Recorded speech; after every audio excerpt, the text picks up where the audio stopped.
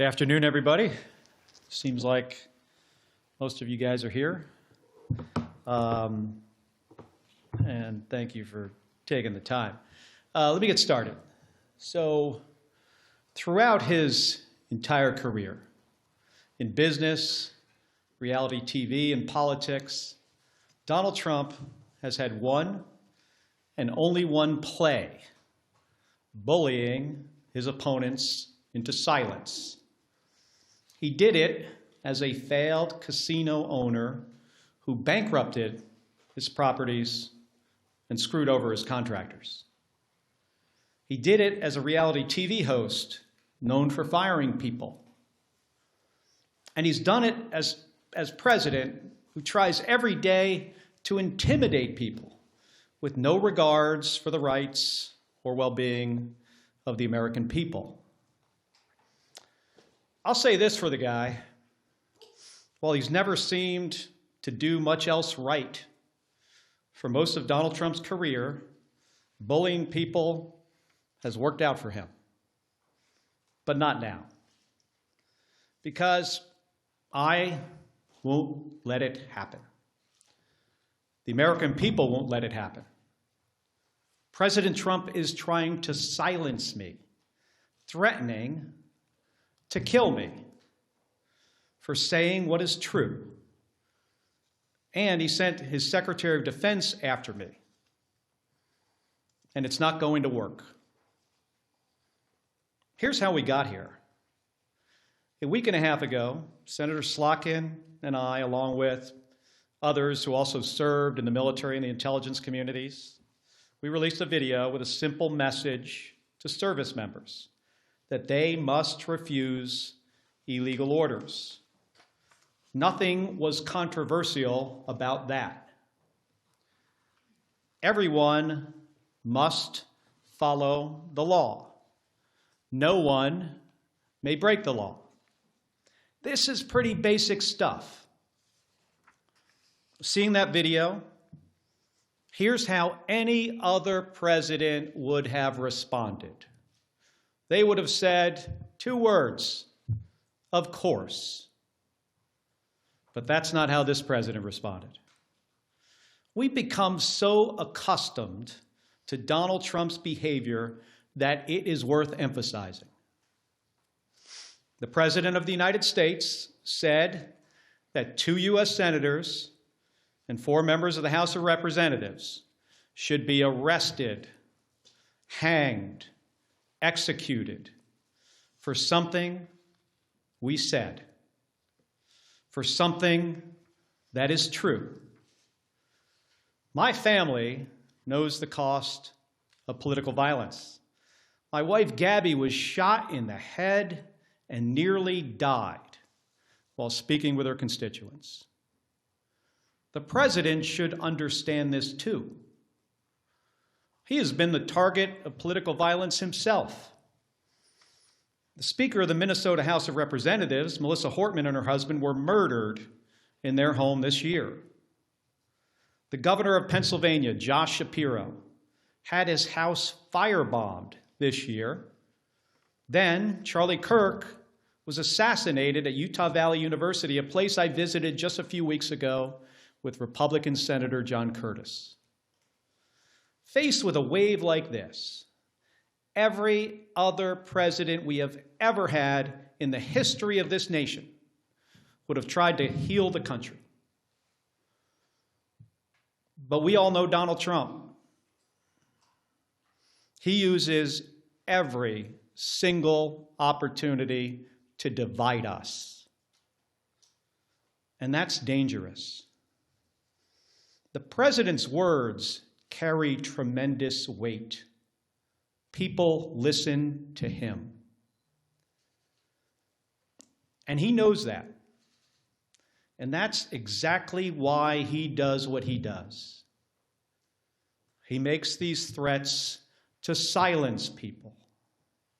And if that doesn't work, he abuses his power to intimidate people. And with the consent of Republicans in the United States Senate, he has surrounded himself with people like the Secretary of Defense, Pete Hegseth, who will do whatever he says with no question, no matter what. Trump and Hegseth, they care more about publicity than they do about the rule of law. That's how I ended up finding out via a tweet that the Secretary of Defense was ordering an investigation into me. The same Secretary of Defense who has, from the moment he was nominated, has been historically unqualified for this position. The same Secretary of Defense who is reported to have ordered a second strike to kill shipwreck survivors in the Caribbean. If there is anyone who needs to answer questions in public and under oath, it is Pete Hegseth.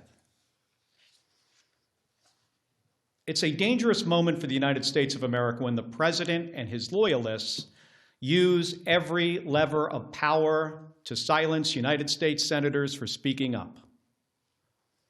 But we all know that this isn't about me, and it's not about the others in that video.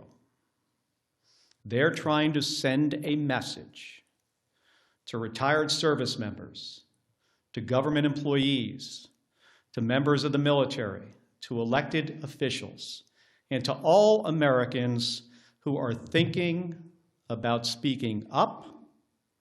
You better keep your mouth shut or else. This has been a singular focus of President Trump's second term. Not addressing costs, not creating jobs, intimidating people, and going after the people he views as his political opponents. He's done it to companies. You better write a check to build my ballroom, or I might not approve your merger. He's done it with universities. You better fire your president, or I'll pull your research funding. He's even done it to late-night hosts. You better not make jokes that I do not like, or I'll get you taken off the air, and I'm going to take your company's broadcast license. And he does it every week with Republicans in the House and the Senate. You better toe the party line, or I'll make sure you never get reelected. Folks, this comes at a cost. And not only to American companies, colleges, and comedians. It damages every American's freedom of speech and the balance of powers that form the foundation of our democracy. Because when Republicans in Congress are too afraid to disagree with this president, it means that his bad ideas go unchallenged. He has slapped reckless tariffs on countries across the globe, skyrocketing the cost of everything from groceries to school supplies. Republicans historically, well, at least a year ago, they hated tariffs. But when it comes to voting to undo them, they are too afraid of Donald Trump. So Americans pay more for just about everything because of spineless politicians. It's the same with healthcare costs. There are Republicans in the House and the Senate who really want to do something to prevent these healthcare premiums from spiking for millions of Americans. The solutions are simple, but President Trump says he doesn't want to, so nothing happens. Nothing except a government shutdown. It goes on and on. The president has gone too far. Everybody needs to wake up. The occupant of the Oval Office is ignorant to the Constitution and has no regard for the rule of law. Trying to silence me, in proposing to court-martial me, in threatening to kill me, for fighting back when our democracy demands that we must fight back. President Trump has crossed a line. And this time, it's not going to work. I will not be intimidated by this president. I am not going to be silenced by this president or the people around him, because I've given too much in service to this country to back down to this guy. In 1991, when Donald Trump was driving the Taj Mahal casino into bankruptcy, I was getting shot at over Iraq and Kuwait. In 2001, after Donald Trump said that the collapse of the Twin Towers meant he now owned the tallest skyscraper in Manhattan, I was carrying flags honoring 9/11 victims into space on a rocket ship. In 2003, when Donald Trump was writing birthday greetings to the monster Jeffrey Epstein, I was the first on the scene to recover the bodies of my fellow astronauts who died when Space Shuttle Columbia exploded during re-entry. In 2011, when Trump was hosting a reality show and peddling conspiracy theories against President Barack Obama, I was sitting next to my wife's hospital bed as she recovered from a gunshot wound to the head. My point is this: I've been through a lot worse in service to my country. The president and Pete Hegseth are not going to silence me. They aren't going to keep me from speaking out, and they're not going to keep me from doing my job. Enough of the bullying, enough of the intimidation, enough of the threats, enough of your nonsense.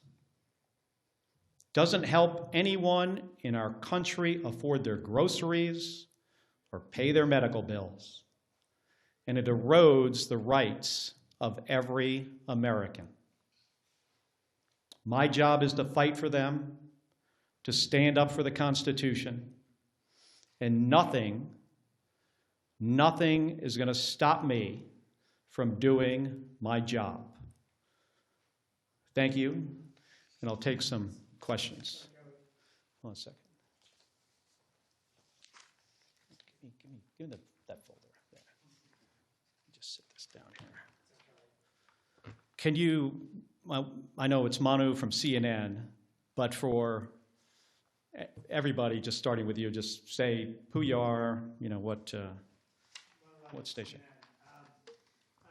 The White House said today that Admiral Bradley gave the order for that second strike on the Venezuelan boat. They also said this was a lawful strike. Yesterday, you said the second strike could be a war crime. Do you think that Bradley committed a war? Let me just start, Manu, by saying that there needs to be an investigation. We need to pull some of these members of DOD and the military into the armed services committees in the House and the Senate. That's what the White House is saying. I hope what has been reported is not accurate. I revere members of the United States Navy, especially special operators, Navy SEALs. These are the most highly trained, individuals in our military. I have deep, deep respect for them. So I hope what we are hearing is not accurate. I will say, though, as somebody who has sunk 2 ships myself, that folks in the military need to understand, the law of the sea, the Geneva Conventions, what the law says. And I'm concerned that if there were, in fact, as reported, survivors clinging to a damaged vessel, that could be, over a line. I hope it's not the case. I truly do. Should Admiral Bradley resisted that order? Again, I am, not sure of all the facts yet. I don't want to prejudge before we have all the information. I think it's important for there to be an investigation. The inspectors general of DOD needs to investigate this. Unfortunately, an unqualified Secretary of Defense fired a bunch of them. and got rid of a bunch of lawyers. I mean, Pete Hegseth, do I have a lot of confidence in DOD? Well, hopefully we have, inspectors general there that will be doing an impartial investigation. I think we should wait for the results of those investigations. Regarding this press conference, the investigation into your actions, have you spoken with DOD or DOJ or anyone? Have there been any conversations, any interviews yet? Like I said in my remarks, I was notified of a potential court-martial through a tweet by the Secretary of Defense. I mean, think about that for a second. How ludicrous is that?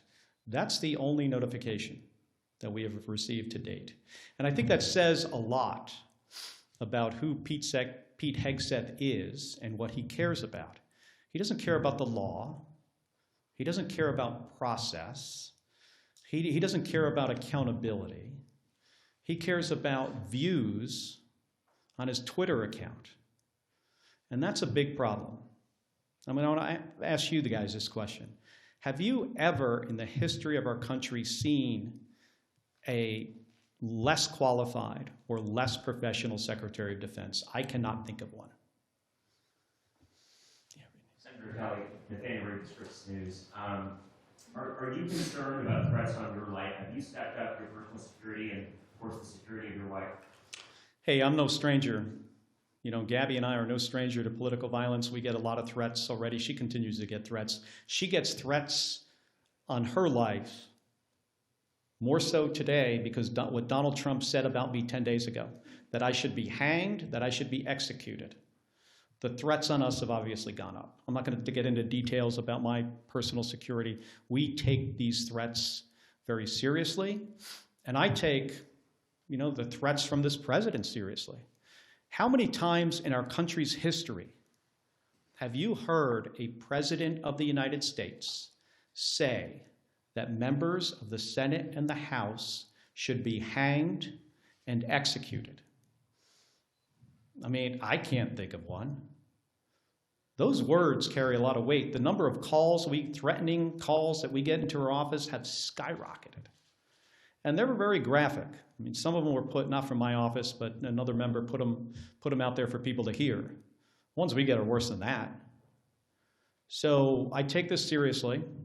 But again, that's why he does these things, because he thinks he can shut me up. I have First Amendment rights. I'm a United States Senator. I am doing my job. I'm on the Armed Services and the Intelligence Committee. He ain't going to shut me up. I mean, he intimidates other people. I'm not intimidated by Donald Trump or Pete Hegseth or anybody else. Thank you, Senator. Nicole Killian with CBS News. Are you aware, just back on Venezuela, are you aware of whether or not the Secretary has had, Secretary Hegseth, that is, if he's had any conversations with any members of the Armed Services Committee, and in terms of these calls to investigate, do you believe the Secretary and Admiral Bradley should appear before the Armed Services? They absolutely should appear. I've talked to the chairman of Armed Services about it and the ranking member. They should absolutely appear. I'm not so confident they will. This is not an administration that tends to follow any norms. But we need to get to the bottom of this, of what happened. And we are not Russia and Iraq. I'm really concerned if the reporting is correct. Again, I hope the reporting about this incident is not accurate. What the White House said today actually indicated it might be, but we're going to have to see. Going back to the DOD matter, are you considering any legal action to this risk of being court-martialed or any of the fees or risk of investigations? You mean like me suing Donald Trump for what he said? I think what he said about us is dangerous. It's ridiculous.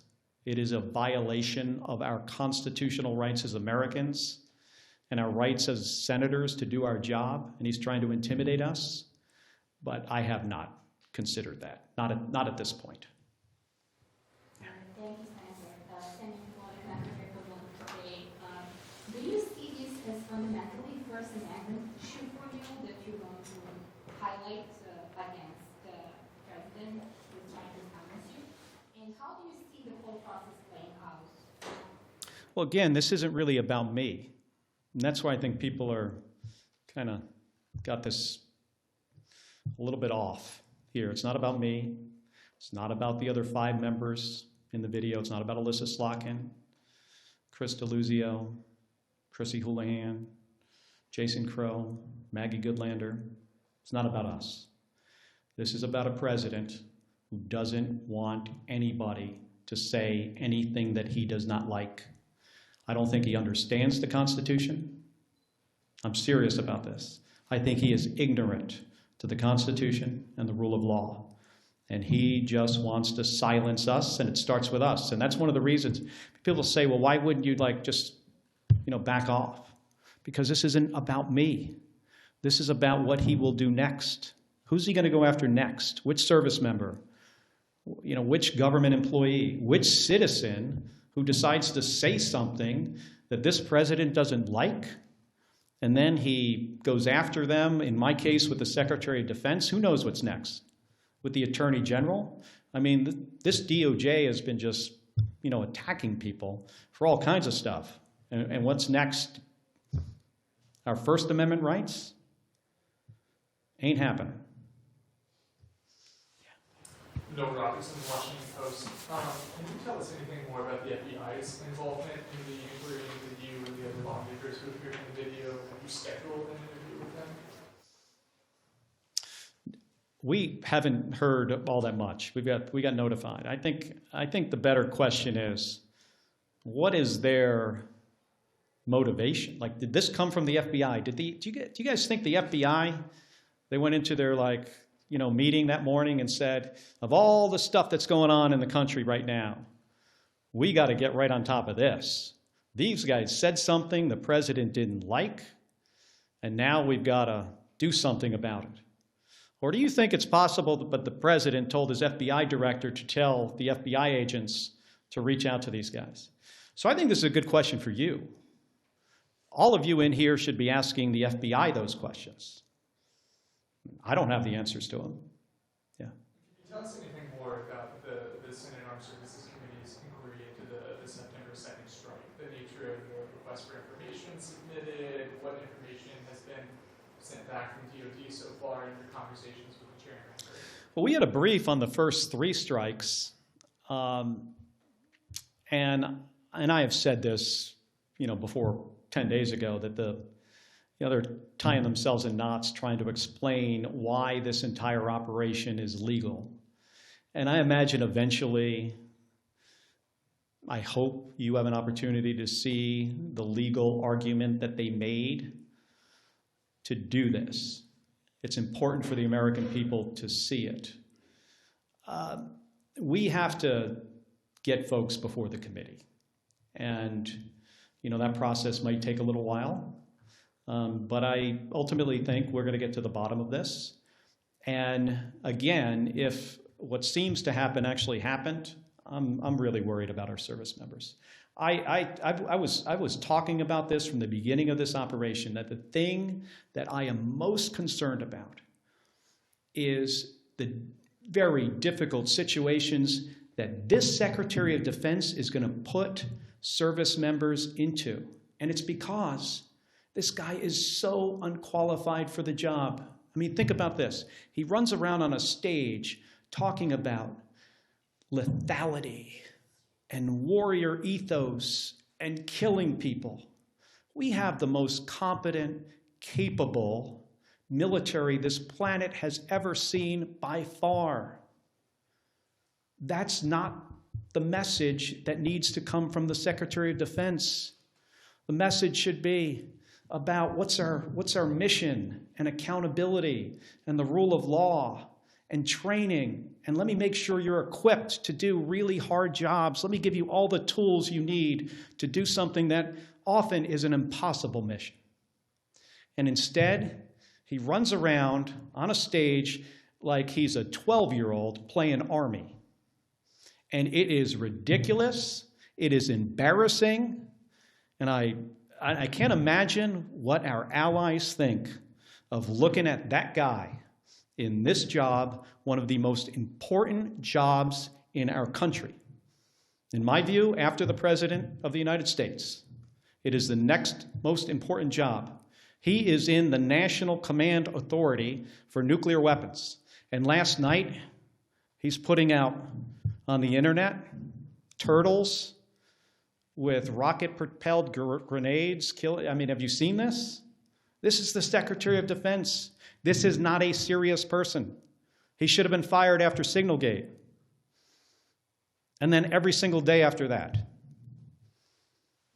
Allie Lepore of ABC News. Just to put a finer point on it, because you were quite vocal about the sort of flimsy legality that was being offered during the briefings, were these sort of strikes that are now in the news what you were making reference to when you posted that video telling members of the military that they needed to feel okay just obeying orders that they felt were illegal? Based on who this president is and who this Secretary of Defense is, and specifically things that the president has said in the past and things he was talking about doing in the future. Let me give you an example. 2016, he's talking about something on a debate stage that was clearly illegal, and he was reminded by Bret Baier from Fox News that that would be an illegal order. Military won't do that. You know what the president's response was to that? The military will not refuse my orders, implying that even if they are illegal, they will not refuse them. He's also talked about shooting protesters in the legs. Then he's talking about deploying more troops to American cities and using those cities as training grounds. Do you know what that means? That means using the American people for the military to train on. So we were looking forward to try to head something off at the pass that could have been really, really bad. So it wasn't about this specific thing. Yeah. Jennifer Schatt with States Newsroom. The NDAA conference report is set to come out later this week, over the weekend, or early next week. In addition to that, you all have not yet conferenced out the defense appropriations bill for the current fiscal year. Do you see either of those as options for you and other lawmakers concerned about the Defense Department, the actions in Venezuela, and other situations to address those legislatively in either the NDAA or defense approach? Well, I think it could be if we could get bipartisan support to do something like that. Sure. That's sometimes challenging. Because, remember, my Republican colleagues, not all of them, but most of them, are fearful of this president. They do not want to cross him. They see what just happened to me.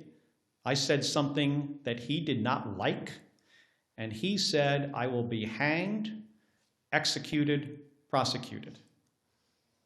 He doesn't even have the order right. Yeah. Michael Chanel with MS Now.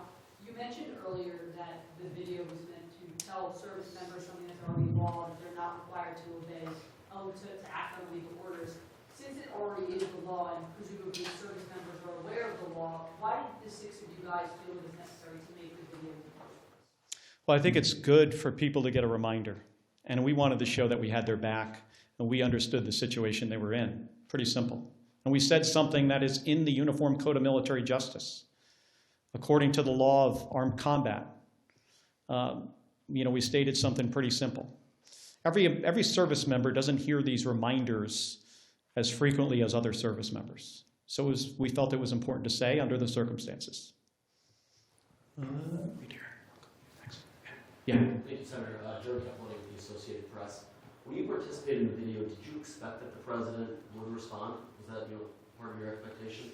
We did a video before that he did not respond to. I was really surprised that he responded at all.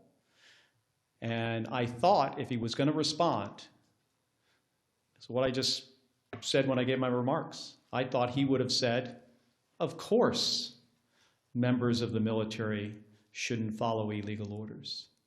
So when he said, I was sitting in the skiff next to Alyssa Slotkin, by the way, when somebody comes in with a little piece of paper and it says, I could see what it said on it as it was handed to her, President just called for your execution. She leaves the room. 5 minutes later, she comes back. She says to me, he's called for your execution too. That was not the response we expected. Two questions. As you say, you're still gathering the facts, still not clear exactly what happened here. But if the Secretary of Defense did issue an order to kill people after, on the second strike like this. Is that an impeachable offense? Taking apart the numbers in the House, but in theory, is that a potentially impeachable offense to you? And then second, shift, healthcare. Short time here to figure out what's going to happen in healthcare. Just what's your involvement right now in Bronx? Where does that stand? Well, you know, on the first question, I think that's a question for attorneys. I am not an attorney. I don't pretend to be one. But only senators and House members. That is true. Of course, I do not know the specifics, you know, on that part, you know, of the law about impeachment. And again, let me remind folks that we're in the early days of this. And I think it's important to get all the facts for we to understand exactly what happened. Again, I hope what is being reported is not the case. But there needs to be an investigation, and we are a country of laws. You know, despite the apparent situation we're in with a president of the United States who, in my opinion, does not respect the law. We're a country of laws. We got to hold people accountable. On the healthcare, you know, situation, we've got some time. I'd like to see a bipartisan solution because millions of my constituents, the people I represent in Arizona, and millions of more people across the country are not going to be able to afford their health care. And they're one accident or illness away from bankruptcy. People lose their health care, they die.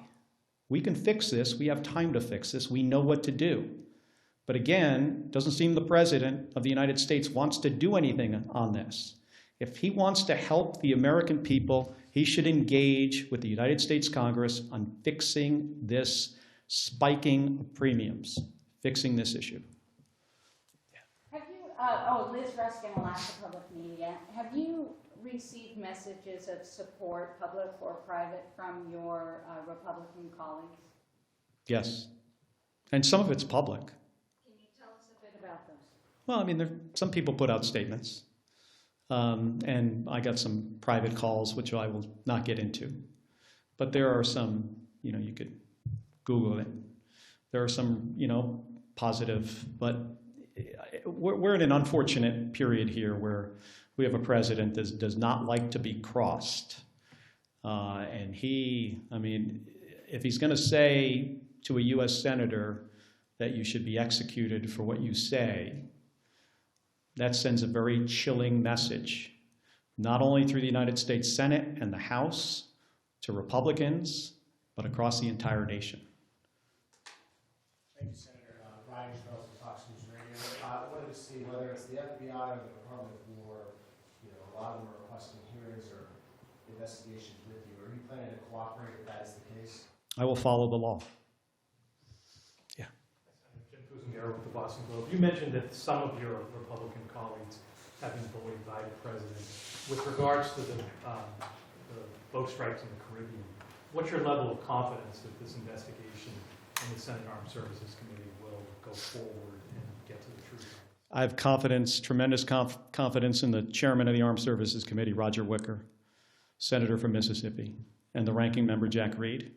And I've spoken to him about this, and I know he's going to try to do a thorough job. Where I don't have a lot of confidence is in the Secretary of Defense and what he has done to this department, firing JAG officers, firing inspectors general. He's decimated it.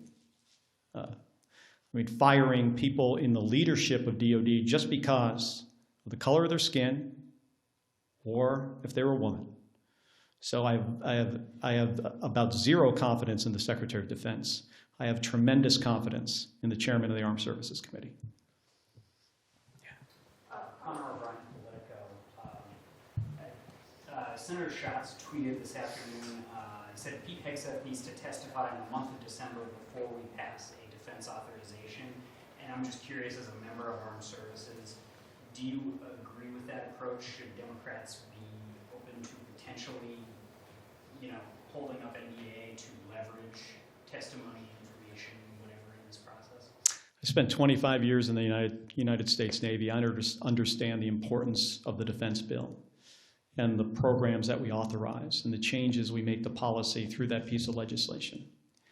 I I've talked to Senator Schatz, and we'll continue to talk about this, but in general, my view, on this is we've got to be very thoughtful about how we handle the process of the defense bill. Yes. Carla Babbitt, just to clarify, you were not briefed on the double tap of the first strike. None of your briefings have included that. If Hegseth will not testify, will you call on Admiral Halsey of Southcom to come in and testify? And then lastly, on Venezuela, should the United States strike inside Venezuelan territory, do you think that is legal? So I'm going to have a conversation with the chairman and the ranking member about who specifically, we bring in to testify, whether we do it in public or not. I would generally prefer public hearing. We should probably do both. One in a classified setting, one publicly, so the American people could see. I'm still trying to figure out the justification that Donald Trump has if he was to, conduct kinetic strikes into Venezuela. What's the goal? Why hasn't he communicated this to the American people? That's the job of the president, to lay out a case before we go to war. And if it is about removing Maduro, how do you square that with pardoning Juan Hernandez, who is basically the same guy from a different country, who got sentenced to 45 years in prison, and he's barely been there? He probably hasn't even gotten settled in yet, and the president's going to release him? Doesn't make any sense. And I'll tell you what, regime change as a policy of the United States generally in our history has not worked out well. Think of South Vietnam. Think of the Bay of Pigs, Iraq and Afghanistan. It results in the deaths of U.S. service members without the intended outcome. And in this case, I don't even think we know the intended outcome. President needs to make a case to the American people when he is about to put thousands of American men and women in harm's way.